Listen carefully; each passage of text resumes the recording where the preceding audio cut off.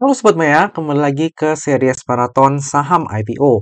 Nah, jadi pada video kali ini kita akan membahas tentang saham IPO NACE. BTW, bagi Sobat Maya yang udah kapok terhadap saham akselerasi, nah Sobat Maya bisa skip dulu ya untuk videonya NACE ini, karena NACE ini akan masuk ke dalam papan akselerasi. Tapi bagi yang penasaran mau lihat prospektusnya dulu, ya monggo bisa dilihat ataupun tonton video ini sampai habis.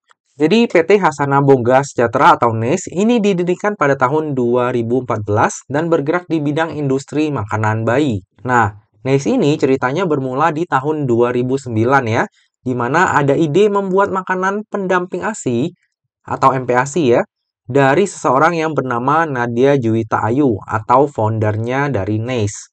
Nah, hal ini bermula karena keinginannya untuk memberikan asupan gizi terbaik ya untuk putra kembarnya. Lalu didukung oleh sang suami itu Lutfi Hakim, makanya mereka mulailah berjualan kepada tetangga-tetangganya. Ternyata seiring waktu, produk rumahan ini berkembang cepat dan akhirnya muncullah NACE. Nah, NACE ini sendiri udah menerapkan standarisasi yang ketat ya, antara lain Good Manufacture Practice, AACCP, lalu ada BPOM juga, Halal MUI, dan juga Organik. NACE ini bahkan menjadi perusahaan rintisan pertama ya yang mendapatkan izin edar untuk kategori MPASI rumahan organik. Nah, untuk kapasitas produksi dari NACE sendiri, itu untuk bubur bisa sampai 181.440 pieces per bulan. Dan kalau non-bubur, itu 45.000 pieces per bulan. Jadi secara kapasitas lumayan besar ya. Nah, untuk produk-produk dari NACE ini Sobat Maya bisa lihat di sini ya. Bagi Sobat Maya yang ada konsumsi produk dari NACE, boleh nih di-sharing pengalaman ataupun testimoninya di kolom komentar ya. Oke, untuk memegang saham dari NACE ini ada 4 ya Sobat Maya ya.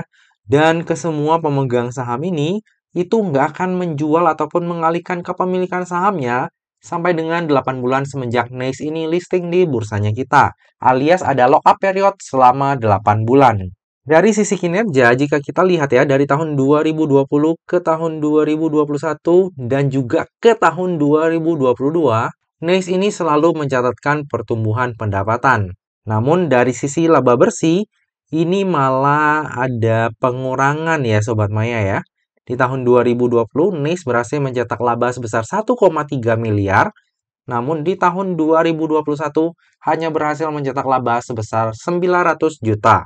Dan di tahun 2022 kemungkinan besar ya labanya itu akan lebih kecil daripada tahun 2021. Nah, hal ini salah satunya disebabkan karena adanya kenaikan dari beban penjualan dan juga beban umum dan administrasi. Salah satunya adalah gaji karyawan.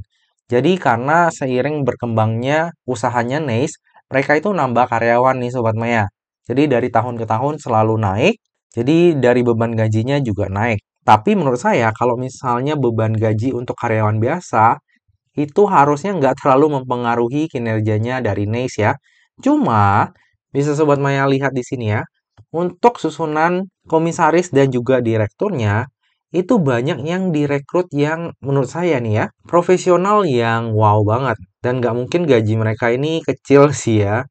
Dan Sobat Maya bisa lihat ya, ini baru direkrut tahun 2022, ini juga baru direkrut di tahun 2021, ini juga tahun 2022, dan ini tahun 2021. Mungkin ada bagusnya ya, bahwa NICE ini pengen bergerak secara profesional, sehingga merekrut orang-orang yang profesional di bidangnya, yang udah ahli ya. Tapi karena hal ini, beban umum dan administrasi dari NICE ini juga meningkat signifikan nih Sobat Maya.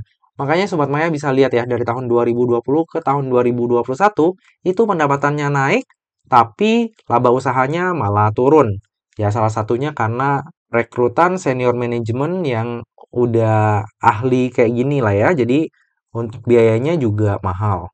Ya, kita harapkan aja ya dengan adanya susunan komisaris direktur yang baru, itu bisa membuat NACE makin lebih baik lagi ke depannya. Lalu kita ke struktur IPO-nya. Jadi dalam IPO ini sebanyak-banyaknya 510 juta lembar saham atau mewakili sebanyak 20% dari modal ditempatkan dan disetor penuh yang akan ditawarkan kepada masyarakat.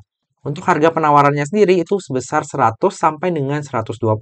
Sehingga dana yang akan diraup dari IPO ini adalah sebanyak-banyaknya sebesar 61,2 miliar. Nah, dalam IPO-nya NACE ini juga akan ditawarkan waran seri 1 dengan rasio 1:1. Tentunya hal ini sangat menarik ya Sobat Maya, karena akan membuat resiko di IPO-nya NACE menjadi lebih terukur. Lalu untuk dana IPO-nya akan digunakan untuk tujuan-tujuan sebagai berikut. Yang pertama adalah sebesar 4,2 miliar itu akan digunakan untuk belanja modal ya, berupa pelunasan pembelian tanah yang berlokasi di Gunung Sindur, Bogor. Lalu tujuan yang kedua adalah sekitar 30 miliar itu akan digunakan untuk belanja modal berupa pembangunan pabrik, pembelian mesin, dan peralatan pabrik yang berlokasi di Gunung Sindur, Bogor, yaitu yang udah dibeli di tujuan yang pertama. Lalu sisanya akan digunakan untuk modal kerja. Untuk tujuan penggunaan dana IPO-nya menurut saya bagus ya. Sebagian besar digunakan emang untuk ekspansi usahanya, belanja modal untuk bikin pabrik, sehingga kapasitasnya juga makin besar. Dan tentunya hal ini akan berdampak positif terhadap kinerjanya NACE di masa mendatang. Lalu untuk underwriter dari IPO-nya NACE ini adalah Surya Fajar Sekuritas atau dengan kode brokernya SF. Nah, untuk SF ini walaupun nggak sering mengawal saham IPO, tapi di tiap tahun ya, 2021 ada, 2022 juga ada. Jadi, nggak yang jarang-jarang banget, tapi ada. Nah, untuk track record-nya sendiri, ini lumayan wow ya, Sobat Maya. Yang tutup di zona merah itu cuma satu, yaitu WMPP. Yang lainnya minimal 1 kali arah. Terakhir adalah call, itu sampai 5 kali arah. Oke, kita lanjut ke laporan keuangannya. Dari sisi laporan keuangan sebenarnya nggak terlalu banyak yang bisa dilihat karena memang laporannya hanya 2 tahun terakhir yang dilampirkan.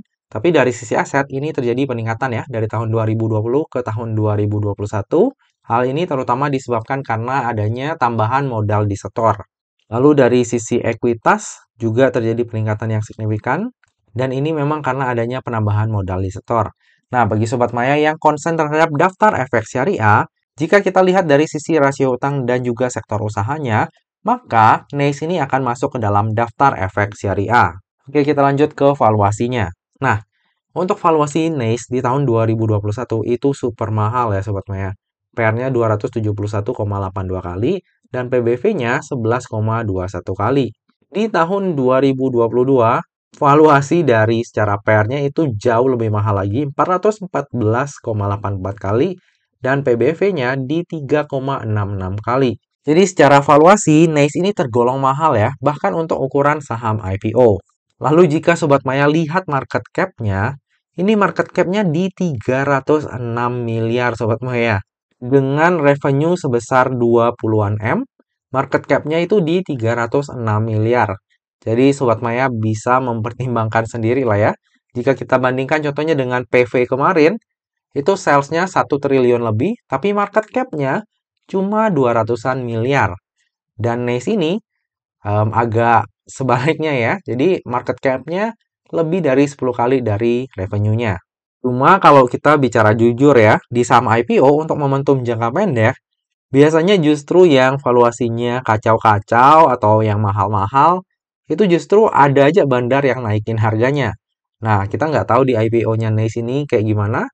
Terlebih akhir-akhir ini untuk papan akselerasi, itu rada-rada goyang ya.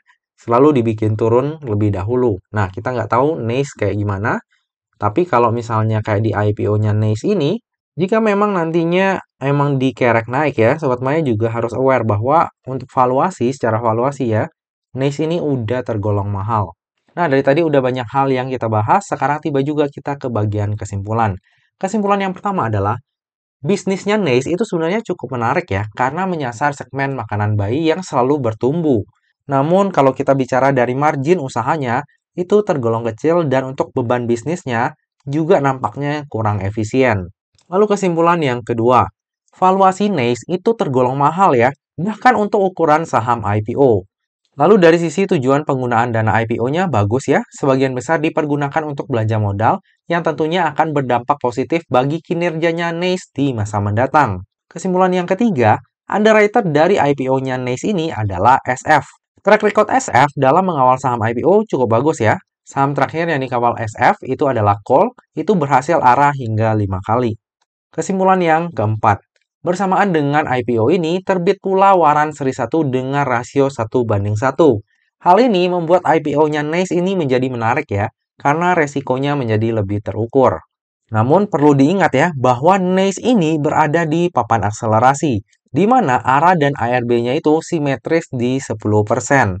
Jadi contohnya kalau kayak kejadian BMBL kemarin, misalnya kekunci di ARB, itu walaupun kita bisa cuan dari warannya di hari pertama, tapi di hari kedua, itu bisa aja kita udah rugi. Kalau misalnya masih kekunci, itu ruginya akan semakin dalam ya di ARB di hari berikutnya. Kesimpulan yang terakhir, saya sendiri akan memanfaatkan momentum IPO ini untuk mendulang cuan. Cuma saya akan lihat lagi nih Sobat Maya, di hari pada saat NACE ini listing, itu ada nggak saham IPO lain yang listing di saat bersamaan? Karena kalau misalnya listing di saat bersamaan, takutnya nih saya nggak bisa mantau saham NACE. Jadi kalau misalnya ada saham lain yang barengan IPO dengan NACE, mungkin untuk porsi pemesanan saya di NACE itu akan saya kecilkan untuk mengurangi resiko yang ada. Lalu untuk pertimbangan kenapa saya membeli NACE itu ya pertama karena bisnisnya menarik, itu segmen makanan bayi, saya yakin itu selalu bertumbuh dari tahun ke tahun. Terus yang kedua underwriter-nya adalah SF. Nah, SF ini dari dulu tuh ya agak-agak mirip sama XA sebenarnya kalau misalnya Sobat Maya yang udah lama ikutan IPO ya. Jadi kalau misalnya SF ini dia tuh bisa kerek saham tuh tinggi banget, tapi begitu mau di ARB-in itu juga lumayan sadis. Lalu di IPO-nya NACE ini juga ada waran, rasionya 1:1, dan ini akan membuat resiko kerugian di IPO-nya NACE sebenarnya lebih terukur ya. Cuma mungkin bedanya nih, kalau misalnya saya bisa sharing, kalau misalnya BMBL, itu kan turun di hari pertamanya listing ke ARB, itu saya masih berani untuk average down. Tapi kalau misalnya ceritanya di NACE, kayaknya saya nggak akan berani sih untuk average down. Karena ya dari sisi valuasi ini mahal ya, bahkan untuk ukuran saham IPO. Dan dari sisi market cap juga udah gede banget. Jadi walaupun saya tetap memesan saham IPO-nya NACE, tapi untuk porsinya akan saya kecilin. Kecuali misalnya di hari pertamanya listing, itu nggak ada IPO lain yang berbarengan, jadi saya bisa pantau full untuk IPO-nya NACE, kemungkinan saya akan pesan lebih banyak. Nah, balik lagi ya Sobat Maya, yang namanya saham, terlebih saham IPO, itu nggak pernah luput dari yang namanya resiko. Udah terbukti banget ya, kemarin di IPO-nya BMBL, walaupun saya rasa bahwa IPO tersebut menarik, ada momentum untuk cuan, tapi nyatanya tetap aja loss ya. Di IPO-nya NACE ini juga sama, yang namanya saham, terlebih saham IPO, itu nggak pernah luput dari yang namanya resiko. Jadi pastikan kalau misalnya Sobat Maya mau order saham IPO-nya NACE ini, Sobat Maya melakukan order sesuai dengan resiko yang siap untuk Sobat Maya tanggung. Lebih lengkapnya tentang pemesanan saya akan saya share di tab community ataupun IG saya pada saat masa offering nanti. Nah Sobat Maya, demikianlah video review saham IPO NACE. Semoga aja video ini dapat bermanfaat bagi Sobat Maya semuanya dan dapat menjadi bahan pertimbangan nih. Apakah nantinya Sobat Maya mau membeli saham IPO NACE atau enggak? Nah Sobat Maya, akhir kata jangan lupa untuk selalu jaga kesehatan, jangan lupa untuk selalu bahagia, dan semoga perjalanan investasi kita selalu cuan bareng-bareng ya. Sampai jumpa di video pembahasan saham IPO lainnya. Dah!